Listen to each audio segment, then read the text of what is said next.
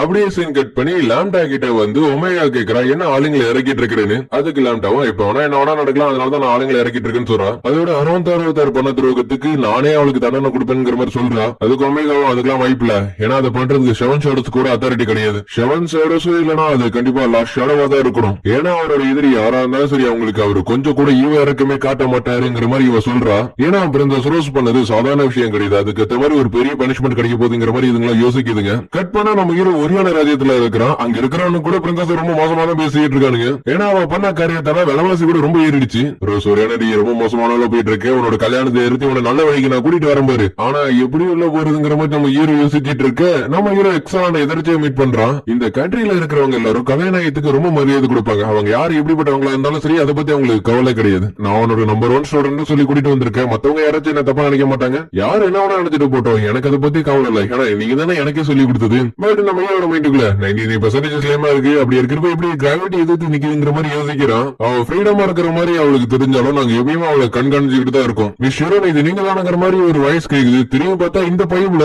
அப்படியே அவனும் கேக்குறான், எங்களுக்காக நீங்க மத்தியானம் லஞ்சுக்கு ஷோ பண்ண முடியுமான்னு. அதுக்கு எக்ஸலாவும் நான் இன்னைக்கு என்னோட புது பீஸை அறிமுகப்படுத்த போறேன். அதை கேட்கிறப்ப பிரின்சஸ் ரோஸுக்கு மன ஆறுதலா இருக்குன்னு சொல்றான். அதுக்கு அவனும் என்ன மன்னிச்சிருங்க, மத்தியானத்துக்கு அப்புறம் நடக்கிற ஃபங்க்ஷன்ல பிரின்சஸ் ரோஸால கலந்துக்க முடியாது, ஏன்னா அவளுக்கு உடம்பு சரியில்லை, அதனாலதான். அப்படியே ஹீரோவை பார்த்தா என்னடா வில்லன்கிற ஒரு வட்டத்தை போட்டுக்கிட்டு எல்லாருமே ஒரே மாதிரி பண்ணிக்கிட்டு இருக்கீங்க.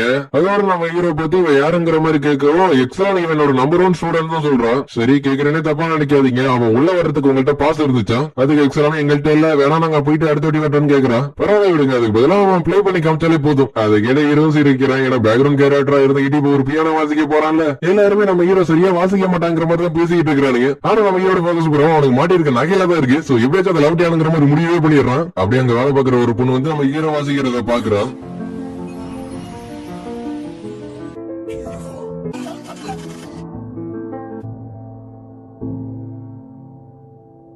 எக்ஸலனை பார்த்தா அவன் ஆனந்த கண்ணீர் அடிக்கிறான். நாம ஹீரோவை பார்த்தா எல்லாத்தையுமே லவ்ட்டிடுறான். இவனும் நீ ரொம்ப நல்லா வசிச்சு உன்னோட பேர் என்னன்னு கேக்குறான். அதுக்கு எக்ஸலனும் நான் இவன் அப்புறமா அறிமுகப்படுத்துறேன்னு சொல்றான். ஹீரோ என்னடா பொறப்பா இருக்குங்கிற மாதிரி எட்டி பாக்குறான். உள்ள ஒரு ரிங் இருக்கு, சோ அதையும் லவ்ட்டு. அதுக்கப்புறம் நம்ம ஹீரோ இங்க இருக்கிற எல்லா இடத்தையும் நான் சுத்தி பாக்கணுங்கிற மாதிரி கேக்குறான். அதுக்கு அங்க வேலை பாக்குற மார்கருங்கிற இடம் ரோஸை பாத்துக்கிறதுக்கான பொறுப்பு எங்க இருக்குனால இங்க இருக்கிற எல்லா இடமும் எனக்கு நல்லாவே தெரியும், அதனால உங்களுக்கு நல்லாவே காமிப்பேங்கிற மாதிரி சொல்றான். அதுக்கப்புறம் இவங்க 2 பேரும் நடந்து போயிட்டு இருக்க என்ன வின்டர் வந்துருச்சாங்கிற மாதிரி கேக்குறான். அதுக்கு அவ்வளவு அண்டர் கிரவுண்ட்ல ஒரு ஆட்டு போயிட்டு இருக்கு, அதுதான் டெம்பரேச்சர் கண்ட்ரோல் பண்ணுது. அதோட நீங்க பியானோ வாசிச்சீங்களா, அதுலயே தெரிஞ்சிருச்சு நீங்க பியானோல ஒரு பெரிய ஆளாக போறீங்கன்னு. அதுக்கு நம்ம ஹீரோட மைண்ட் வாய்ஸும் அடைஞ்ச பணம் எடுத்துக்கிட்டா இங்க இருக்கிறது எதுவுமே ஒண்ணுமே இல்லன்னு சொல்றான். அதோட நீங்க உங்களோட பர்சனல் பியானோ ஆர்டிஸ்டா மாதிரி வச்சீங்க, ஒரு வருஷத்துக்கு நீங்க 100 மில்லியன் கிட்ட சம்பாதிக்கலாம். அப்பனா அந்த அளவுக்கு இவனுங்கள்ட்ட பணம் பொருளுங்கிற மாதிரி நம்ம ஹீரோ யோசிக்கிறான். அப்பனா நான் ஒரு இசை கலைஞனாகனா ஒரு வருஷத்துக்கு ஏகபோகமா சம்பாதிக்கலாம் போல இருக்கு.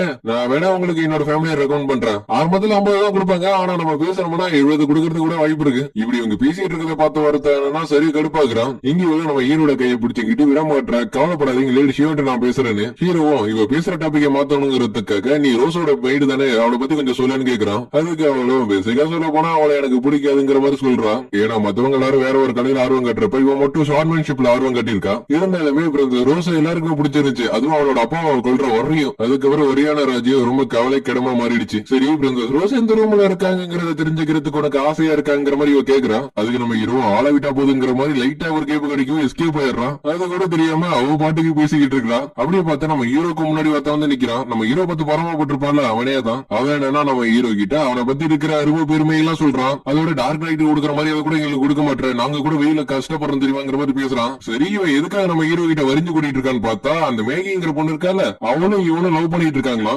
நான் ஒவ்வொரு நாளும் அவளை பாப்பேன், அவளோட பார்வையிலே தெரியும் அவன் நான் காதலிக்கிறான்னு. இப்படின்னு பைப்புல அவனுக்கு அவனே இமேஜினேஷன் பண்ணிட்டு சுத்திட்டு இருக்கிறான். அப்படி அதே இடத்துல இங்க ரோஸை பார்த்தா அவளோட அம்மாவை காப்பாத்த நினைச்சு அவ சந்தோஷப்பட்டாலும் ஷேடோ கார்டனுக்கு துரோகத்தை போயிட்டால அதை நினைச்சு அவ ரொம்ப ஃபீல் பண்றா. அதோட கல்ட்டுக்கும் ஷேடோ கார்டனுக்கும் இந்த இடத்துல சண்டை நடக்க போகுதுங்கிறது இவளுக்கும் தெரிஞ்சிருக்கு. அப்படியே ஹீரோ பார்த்த ரோஸும் ஹீரோவை கட்டி பிடிச்சிக்கிறா. ஒரு வழியா நான் அவனை பார்த்துட்டு அவனை பார்க்காம என்னால இருக்க முடியும் தெரியுமா, நான் கூட தான் அவனை பார்த்து பேசுறதுக்காக வந்திருக்கேன். அதுக்கப்புறம் நம்ம ஹீரோ கிட்ட கேட்கிறேன், எப்படி நீ உள்ள வந்தேன்னு. நான் இங்க வந்ததுக்கான காரணம் நான் அவனோட கல்யாணத்தை பத்தி பேசுறதுக்காக தான். நீ உண்மையிலே கல்யாணம் பண்ணிக்க போறியாங்கிற மாதிரி நம்ம ஹீரோ கேட்கிறான். அதுக்கு அவளும் ஆமா நான் கல்யாணம் பண்ணிக்க போறேன்னு சொல்றான். அதுக்கு நம்ம ஹீரோ அன்னைக்கு என்ன சொன்னதை நீ மறந்துட்டியாங்கிற மாதிரி கேட்கிறான். கேக்குறான். இல்ல அதை மறுபடியும் நீ ஞாபகப்படுத்தாத. அதுக்கு நம்ம ஹீரோ இவ எவ்வளவு கஷ்டப்பட்டாங்கிறது எல்லாத்தையுமே எடுத்து சொல்றான். இவ்வளவு தூரம் நீ தாண்டி வந்திருக்க, இதுக்கப்புறம் உன்னோட மனசு சொல்றத கேளு. ஏன்னா நானும் உன்ன மாதிரிதான். அப்புறம் உனக்கு என்ன பிடிக்குமாங்கிற மாதிரி இவ கேக்குறான். என்னோட ட்ரீம் என்னங்கிறது யாருமே புரிஞ்சுக்கிட்டு கிடையாது. அதே மாதிரிதான் உனக்கு நடந்திருக்கு. அதை கேட்ட ரோஸும் நம்ம ஹீரோ கூட இருந்த நினைவுகளெல்லாம் கொஞ்சம் நினைச்சு பாக்குறா. செட் கவலைப்படாத, இந்த உலகமே உன்னோட கனவை ரிஜெக்ட் பண்ணாலும் நான் எப்பயுமே அவன் கூட இருப்பேங்கிற மாதிரி சொல்றா.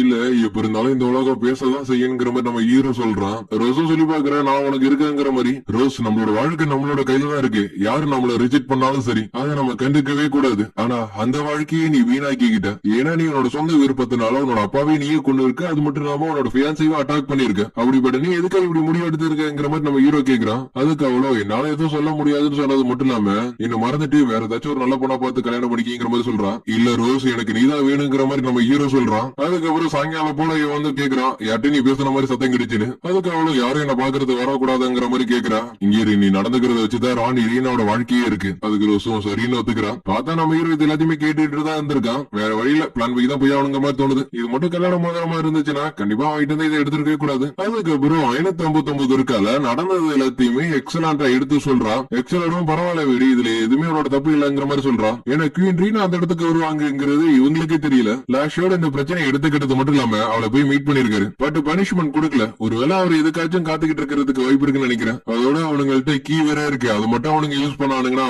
இதுக்கு முன்னாடி நடந்த மாதிரி ஒரு பேர் அழிவு ஏற்படும். இப்படின்னு பேசிட்டு இருக்க நம்ம ஹீரோ குளிச்சு முடிச்சிட்டு உள்ள வர்றான்.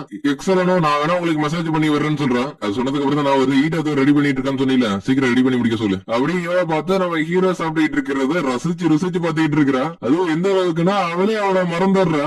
அப்படி அங்க சீன் கட் பண்ணி எல்லாமே எப்படி போயிட்டு இருக்குங்கிற மாதிரி இவன்ட்டு கேக்குறான். ஆரம்பத்துல இருந்து பாத்துக்கிட்டு இருக்க இவனோட முகத்தை நமக்கு காமிக்க மாட்டானுங்க. இவனோ எல்லாமே பிளான் பண்ண மாதிரி கரெக்டா தான் போயிட்டு இருக்குன்னு சொல்றான். நமக்கு மட்டும் அந்த பிளாக் ரோஸோட பவர் கிடைச்சிச்சுன்னா அதுக்கப்புறம் கல்கில இருக்கிறவங்களால கூட நம்மள அசைக்கவே முடியாது. நீ மட்டும் இந்த வேலையை சக்சஸ்ஃபுல்லா முடிச்சுனா உனக்கு கிரவுண்ட்ஸ்ல இடம் கிடைக்கிறது கன்ஃபார்ம். ஆனா நீ அவளை இன்னும் கல்யாணம் பண்ணவே இல்ல, அதனால எந்த பிரச்சனையும் பண்ணாம இரு. இவனோ எல்லாமே என்னோட கையில தான் இருக்கு, இதுக்கப்புறம் என்ன பண்ண போறீங்க ஷோடோகன்ங்கிற மாதிரி கேக்குறான். அதோட இருக்காங்களே இவனை ஏதோ ஒரு காரணத்துக்காக கூப்பிடுறாங்க. சோ இவனும் போறான். அப்படியே சீன் கட் பண்ணி இந்த இடத்துல